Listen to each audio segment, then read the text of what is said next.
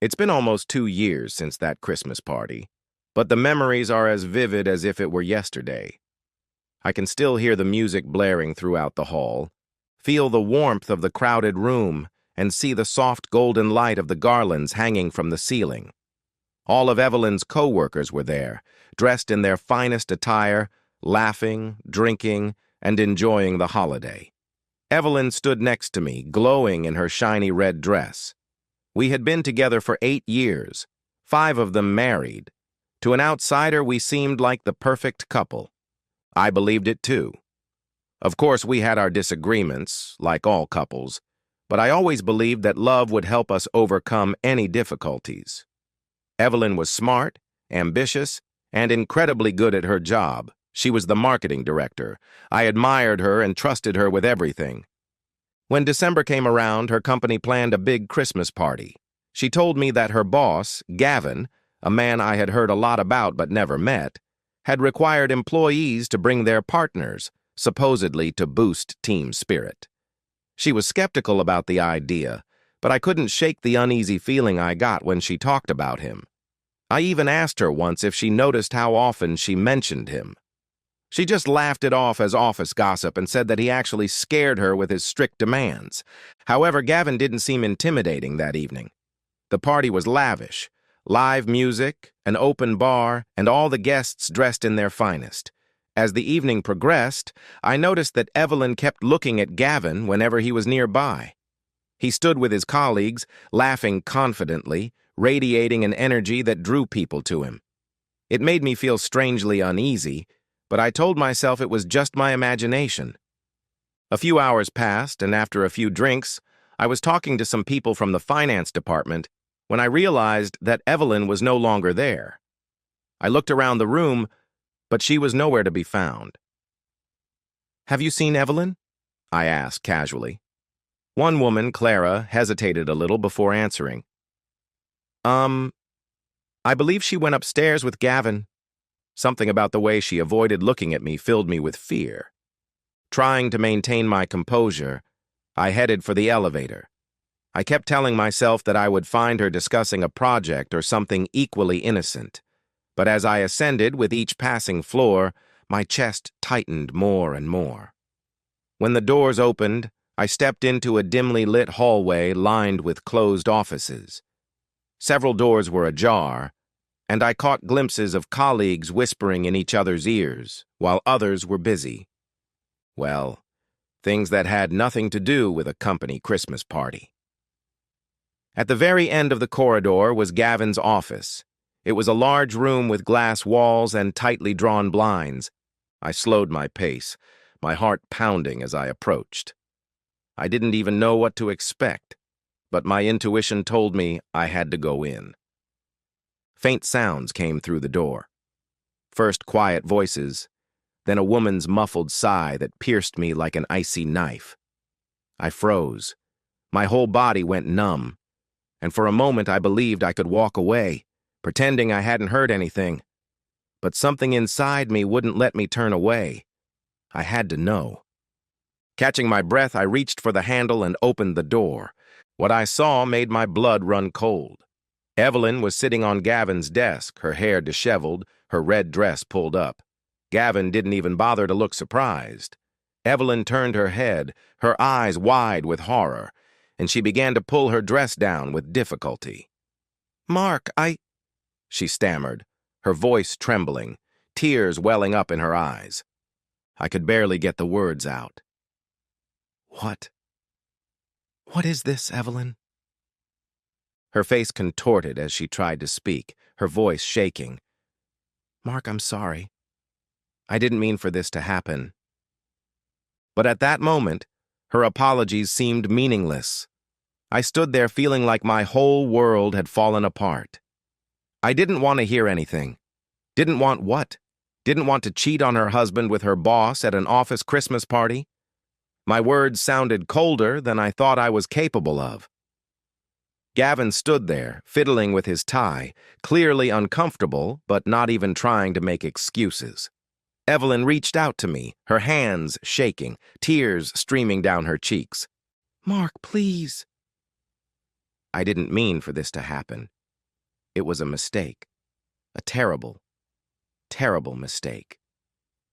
I laughed bitterly, the sound echoing through the empty hallway. A mistake? Sleeping with your boss isn't a mistake, Evelyn.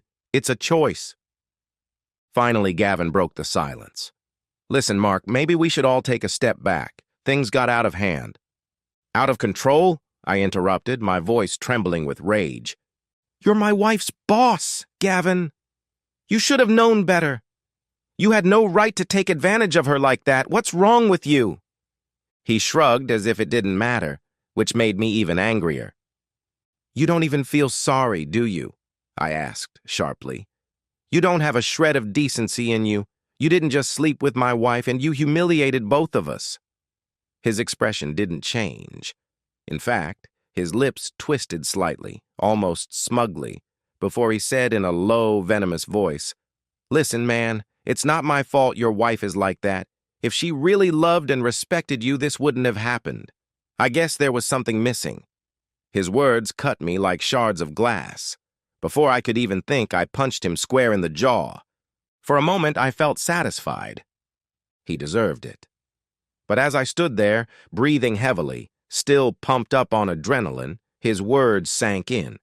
I was furious at him for crossing that line, but there was another truth I couldn't ignore. Gavin was just another man who saw an opportunity and took it. The real betrayal came from her, from Evelyn, who had decided to let this happen. I exhaled, and the rage was replaced by something colder. I turned to her, my voice suddenly calm and empty. How long has this been going on, Evelyn? Is this your secret? Is this what all those late meetings were about? She lowered her gaze to the floor, her shoulders slumping in shame. She didn't need to say anything. Her silence was answer enough. I stepped closer, my voice trembling with pain. How long? How many times have you lied to me? Was I really that blind? Did you believe I would never find out?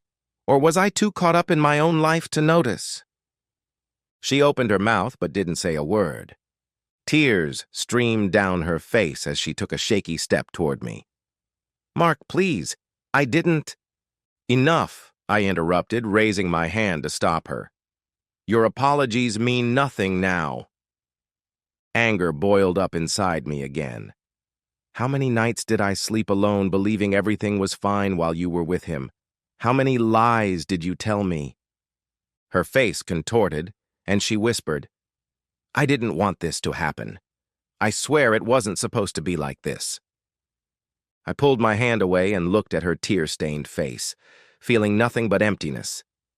The woman I had loved for 8 years seemed like a stranger to me. There was no trust left. It's over, Evelyn, I said quietly. You've crossed a line of no return. No, Mark, please, she cried, clutching my hands desperately. I'll do anything, just don't leave me. It was a mistake. It won't happen again. I swear on everything I hold dear. Everything you hold dear? I shook my head. If you loved me enough, you would have stopped. The hallway fell silent. Her tears flowed even harder, and Gavin just stood there, realizing that his little Christmas fling had turned into a disaster. I looked at her one last time. I'll send you the divorce papers after the holidays. Merry Christmas, Evelyn. She fell to her knees, sobbing and begging me not to leave. But I had made up my mind. I turned and walked out of the office without looking back. The next few days flew by in a blur of paperwork, messages from Evelyn apologizing and awkward phone calls from friends who had heard about it. She tried everything. She offered therapy, begged me to give her another chance. But every time I saw her, all I could think about was what she had done. A few days after New Year's, I filed for divorce. The last time she showed up at my apartment, she looked exhausted and broken. Mark, please. I'll quit my job. I'll cut Gavin out of my life completely. I'll do anything. I shook my head. Evelyn, I know you're sorry, but that doesn't erase what you did. That night, she finally accepted it. Maybe she believed that I would forgive her in time, but I didn't want that. To me, love meant loyalty and trust, and she had destroyed both. Months passed. I moved on with my life and gradually started dating again. From what I heard, Evelyn kept working for a while but distanced herself from Gavin. Rumor has it that she was demoted, which makes sense. His reputation was ruined after word of their affair spread around the office. She was passed over for a promotion she had been counting on. In the end, about a month after it all happened, she quit. She couldn't stand the whispers, the condemnation, the shame that followed her everywhere.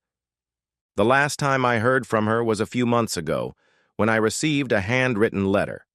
She wrote how deeply she regretted everything and that losing me was the biggest mistake of her life. I read it once, felt a pang of sadness, and then threw it away. Because trust is fragile. Once broken, it cannot be restored to what it once was.